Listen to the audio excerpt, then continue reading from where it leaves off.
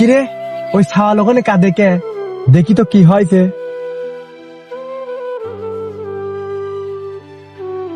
কিরে কি হয়েছে তোর, কাঁদতিস কে? তাহলে ভাই শুনে সকালবেলার কাহিনী। পলাশ একটা চা দে।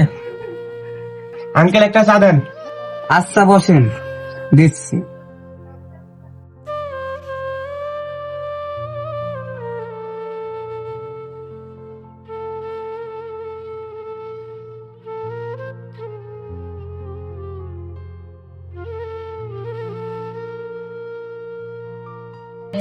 পলাশ, তোর সওয়ালে সাবধান করিস, রাস্তায় কল মেয়েদের কল আজে বাজে কথা বলতেছে। কেন চেয়ারম্যান সাহেব? খালি শোন, কাল আমার মেয়ে কি কয়েছে।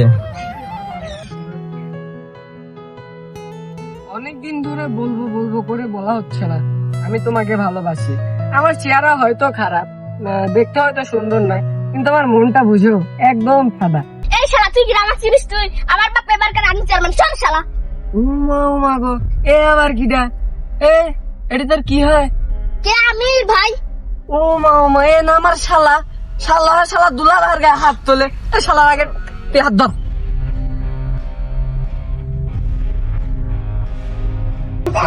পলাশ, কিছু একটা কর, কল সাবাল কল নষ্ট হয়ে যাচ্ছে।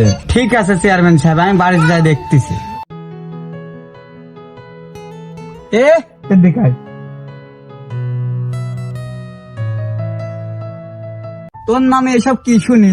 দোকানপাটে, চার দোকানে চেয়ারম্যানে কয় অমুক পাড়ার অমুক সাবাল কয়, তুই বলে কোন মেয়ে কি বলে কোষ? আমি কি করলাম? আমি তো কিছুই জানি না। আর আমার নামে কোনো বিচার আসবে এটা তো আমি জানি না। আমি তো কোনো কিছু করি নাই। না, কিছু না করলে তো লোক এমনি আমাকে ওই চার দোকানে এরকম আবল তাবল কথা কয়, আমাকে অপমান করলে। তো কিটা কি কইছে? আমি তো কিছু জানি না, আমি তো কিছু করি নাই। এখন তুমি আমারে কেন দোষ দিচ্ছ? আমি তো কিছু জানি না। তুই বলে চেয়ারম্যানের মেয়ে আবল তাবল স্কুল থেকে আসার সময় কথা কইছিস, প্রেমের কথা নাকি কইছিস, ওইটা আমাকে চেয়ারম্যান ধরে করলি। তোর মতো সাবাল আমার দরকার নেই, তোর মতো সাবাল আমার দরকার নেই। তুই বাড়তেন বাড়া, তোকে আমি ভাত কাপড় দেবো বলা। ও তাহলে তোরই দোষ, তুই অকাম ঠাপাইছিস তাই তোকে বাইতেন বাই করে দিয়েছে। ঠিকই আছে। আরে ভাই, আপনি দোষটা দেখলেন, দোষটার কাহিনীটা বুঝলেন না। সাবালটা বাইতেন বাই করে দিয়ে নিজেরই মন খারাপ। সাবালটা কোনে কি করতেছে একটু আগে যাই দেখি।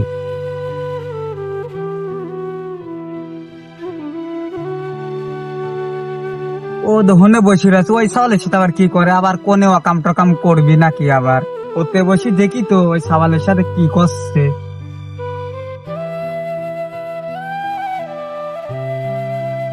তাহলে শুনেন ভাই, আমি কেন এরকম করে থাকি। ছোটবেলা যখন অনেক ছোট, আমার মা মারা যায়। আপনজন বলতে বাবাই ছিল, বাবা ছাড়া আমার আপনজন কেউ ছিল না। বাবার চার দোকান নিয়েই পড়ে থাকে সব সময়, আমাকে কখনো সময় দেয় না।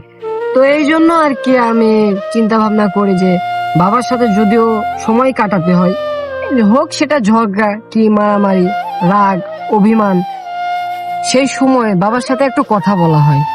এই জন্যই আমি এরকম করে, যাতে বাবার সাথে আমার একটু ঝগড়া হয়। কিন্তু এইবারের বিষয়টা একটু বেশি বাড়াবাড়ি হয়ে গেছে, আমি নিজেও এতে লজ্জিত।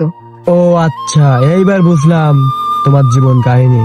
তাহলে আমি না জানি তোমাকে অনেক কথাই বলছি ভাই, আমি দুঃখিত সেই কথাগুলো বলার জন্য। সমস্যা নেই ভাই, আমার জীবনটাই এমন।